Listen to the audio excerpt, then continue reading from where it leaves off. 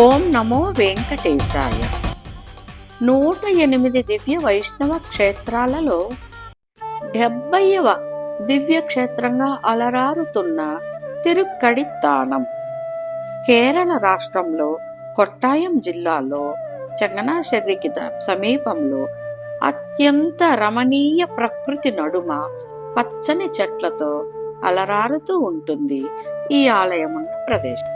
ఈ ఆలయం 6-9వ శతాబ్దాలకు చెందిన తమిళ ఆళ్వారుల దివ్య ప్రబంధంలో ప్రశంసించబడినది. అలాగే మహాభారత ఇతిహాసంలోని పంచపాండవ క్షేత్రాలలో ఇది కూడా ఒకటి. సహదేవుడిచే ఉద్ధరింపబడినటువంటి క్షేత్రంగా చెబుతారు. ఈ ఆలయ స్థాపనకు మహాభారత కాలంతో సంబంధం ఉన్న ప్రాచీన గాథలు ఉన్నాయి. మహాభారత యుద్ధం అనంతరం పాండవులు పరీక్షిత్తును హస్తినాపుర రాజుగా నియమించి తీర్థయాత్రగా దక్షిణ భారతావనికి వచ్చారని కథనాలు ఉన్నాయి. వారు కేరళ పంబా నదీ తీరంలో 5 ప్రదేశాల్లో స్వయంగా శ్రీకృష్ణుని విగ్రహాలను ప్రతిష్ఠించి ఆలయాలు నిర్మించినట్లు కథనం చెబుతూ ఉంది. ఈ 5 ఆలయాల్లో తిరుక్కడిత్తానం మహావిష్ణు ఆలయం సహదేవుడు ప్రతిష్ఠించినదిగా చెబుతారు. ప్రతిష్ఠ అనగా పునఃప్రతిష్ఠగా మనం భావించవచ్చు. ఉత్సవమూర్తులు అమృత నారాయణ పెరుమాళ్. పెరుమాళ్ అంటే శ్రీ మహావిష్ణువు అని అర్థం. అమ్మవారు మూలవర్లు కర్పగవల్లి నాచియార్, ఉత్సవమూర్తులు కర్పగవల్లి నాచియార్. పుష్కరిణి భూమి పుష్కరిణి, విమానం పుణ్యకోటి విమానం. ప్రత్యక్షము రుక్మాంగద మహారాజుకు ప్రత్యక్షమయ్యారు స్వామివారు. క్షేత్రము సహదేవ క్షేత్రం. ముఖస్థితి ఎలా ఉంటుందంటే నిల్చున్న సేవ తూర్పు వైపుగా ముఖం చేసి ఉంటారు పరమాత్మ. మంగళాశాసనాలు నమ్మాల్వార్లు 18 పాసురాలు పాడి ఈ క్షేత్రాన్ని గౌరవించారు. పురాణ గాథ ప్రకారం ఒకనాడు బ్రహ్మగారు రుక్మాంగదుని ఏకాదశి వ్రత నిష్ఠను పరీక్షించాలనుకున్నాడు. అందుకోసం ఒక అందమైన స్త్రీని సృష్టించి రుక్మాంగద మహారాజు వద్దకు పంపించాడు. ఆమె తన అందచందాలతో రాజుని ఆకట్టుకొన్నది. రుక్మాంగదుడు ఆమెపై మోహంతో పూజాదికాలను విడిచిపెట్టాడు. ఇంతలో ఏకాదశి వచ్చినది. రుక్మాంగదుడు మైకం నుండి బయటపడి ఏకాదశి వ్రతాన్ని ఆచరించాలనుకున్నాడు. కాని అతడు ప్రేమించిన మాయాసుందరి అందుకు అంగీకరించలేదు. రుక్మాంగదుడు పరిపరి విధాలుగా ప్రాధేయపడిన తరువాత ఆమె, నువ్వు ఏకాదశి వ్రతాన్ని ఆచరించాలంటే ముందుగా నీ కుమారుని తలను నరికి నాకు ఇవ్వాలి అని కోరింది. రుక్మాంగదుడు సరేనని, కుమారుని తల పోయినా నేను ఏకాదశి వ్రతాన్ని మానలేను అని తెలుపుతూ తన ఒక్కగానొక్క కుమారుని తల నరికి ఆమెకు ఇచ్చాడు. అతని నియమానికి సంతోషించిన పెరుమాళ్ళు ప్రత్యక్షమై, నీ భక్తికి నియమనిష్టలకు సంతోషించాను, నీకేం కావాలో కోరుకోమనగా కుమారుని బ్రతికించమని రాజు భక్తితో ప్రార్థించగా శ్రీహరి రాకుమారిని బ్రతికించడమే కాకుండా రుక్మాంగదునికి మోక్షాన్ని కూడా ప్రసాదించాడు. రుక్మాంగదుని ఏకాదశి వ్రత నిష్ఠకు మెచ్చిన నారాయణుడు ప్రత్యక్షమైన స్థలం ఈ తిరుక్కడిత్తానం. వేరొక కథన ప్రకారం పూర్వము సూర్యవంశానికి చెందిన రుక్మాంగద మహారాజు ఉండేవారు. ఆయన ప్రజలను చక్కగా పరిపాలించేవారు. రాజుగారు మునులను, యోగులను, విష్ణు భక్తులను సేవిస్తూ వారికి కావలసిన అవసరాలను జాగ్రత్తగా చూచేవారు. వశిష్ఠుడు రాజు విషయం తెలుసుకొని రుక్మాంగదుని గొప్ప లక్షణాలను ఇంద్రునికి తెలియచేశాడు. ఇంద్రుడు రుక్మాంగదుని పరీక్షించుటకు నారద మహర్షిని పంపించాడు. నారదుడు రుక్మాంగద మహారాజు వారి వద్దకు రాగా రాజు సాదరంగా ఆహ్వానించి పాదపూజ చేసి ప్రత్యేక పూలతో తయారు చేసిన దండను నారదుని కంఠమును అలంకరించాడు. రాజు భక్తి శ్రద్ధలకు నారదుడు సంతోషించి రాజును ఆశీర్వదించి అక్కడి నుండి వెడలిపోయాడు. రుక్మాంగద మహారాజు వేసిన దండతో నారదుడు ఇంద్రలోకంలో ఇంద్రుని వద్దకు వెళ్ళాడు.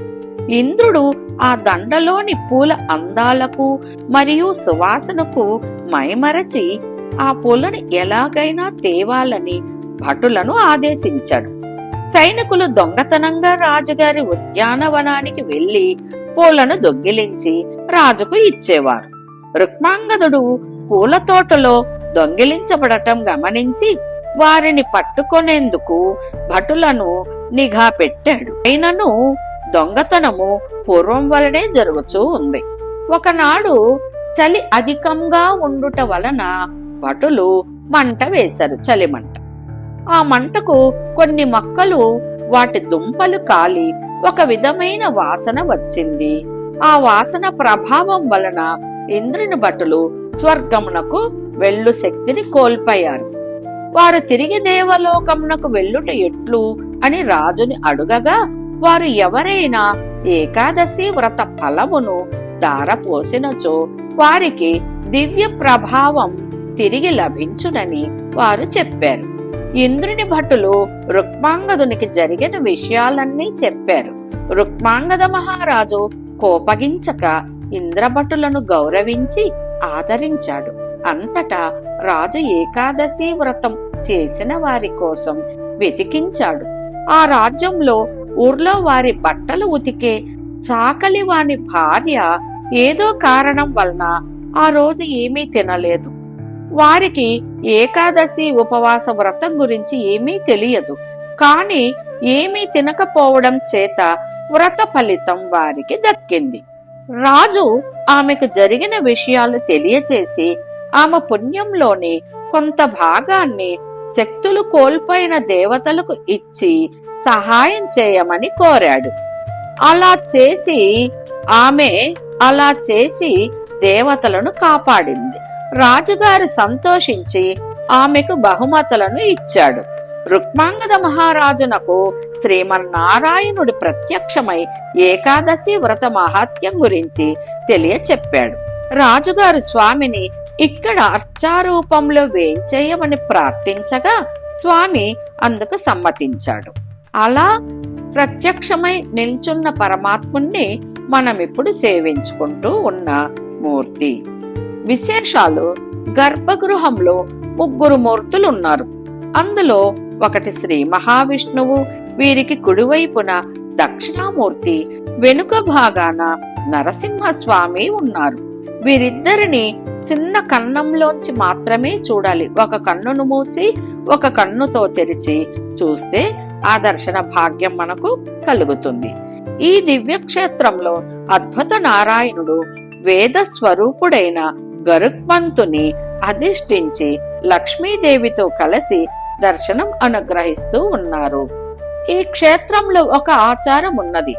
ఆలయం చుట్టూ ప్రదక్షిణం చేసేటప్పుడు సుగంధ పరిమళాలు వెదజల్లే జలాన్ని చల్లుకుంటూ ప్రదక్షిణం చేస్తారు. ఒకప్పుడు చంపకేసరి అనే రాజు పెరుమాళ్ల దర్శనానికై రాగా అప్పటికే మధ్యాహ్నం అర్చన ఆరగింపు ముగించుకుని అర్చకులు కోవెల తలుపులు వేసుకుని వెళ్లిపోయినారు.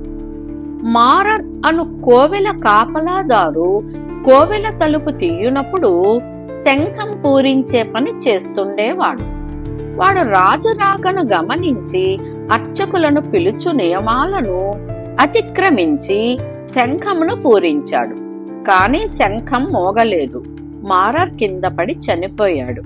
భగవంతునికి అకాలంలో రాజునకైనను దర్శనం వసగుట ఇష్టము లేకపోవుట వలన అట్లు జరిగింది.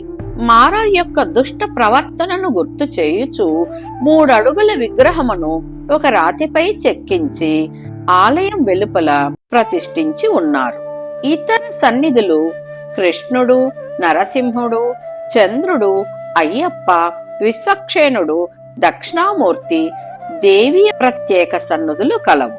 ఉత్సవాలు వృశ్చిక మాసంలో, కృత్తిక అంటే కార్తీక మాసం, కార్తీక దీపోత్సవం వైశాఖ మాసంలో నృసింహ జయంతి వైభవంగా జరుగుతుంది. పాండురాజు మరణించిన తరువాత ఆయన పత్ని మాద్రి సహగమనం చేసిన ప్రదేశం కావున దీనికి గుర్తుగా కోవెలలో దీపమును పండుగ చేస్తారు.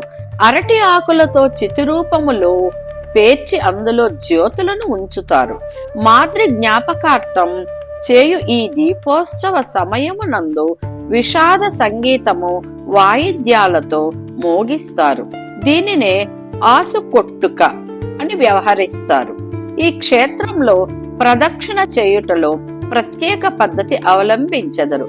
ఇతర ఆలయములో వలె కాక పన్నీటిని చిలకరించుచు ప్రదక్షిణమాచరించుట ఇచ్చట సాంప్రదాయం. కేరళ రాష్ట్రం అంటేనే అందచందాలకు పెట్టినిల్లు.